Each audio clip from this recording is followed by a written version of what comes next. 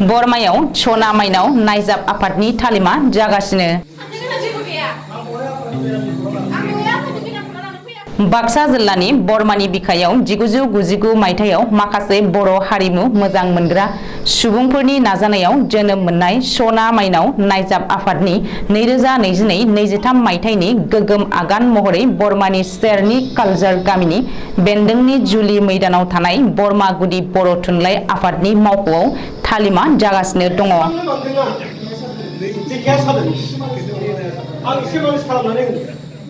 बे तालिमखौ दैदेनगासिनो दङ फारियै नुवाथारि आफादनि आफादगिरि गजेन बर', गाहाय नेहाथारि महेन्द्र बर', फालिगिरि आफादनि आफादगिरि जगेश बसुमतारी, गाहाय नेहाथारि मिलिक रामसियारि मोना।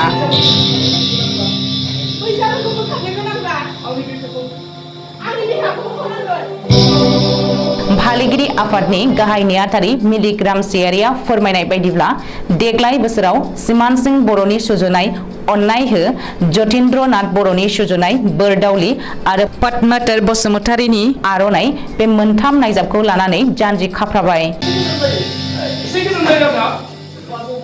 बिथाङा फोरमायनाय बायदिब्ला फैगौ 7 अक्ट'बर खालि नायजाबनि आबुं तालिमखौ बरमा दख'रा दुलाराय बर' फरायसा आफादनि सिथ्लायाव बेसेन नाङाजासे दिन्थिफुंनाय जागोन। सोरबाफोर बे नायजाबखौ दिन्थिनो लुबैयोब्ला गाहायनि थङाव सुलाद लानो हायो। मबाइल नाम्बारा 919619156829 9365420179 8011787384।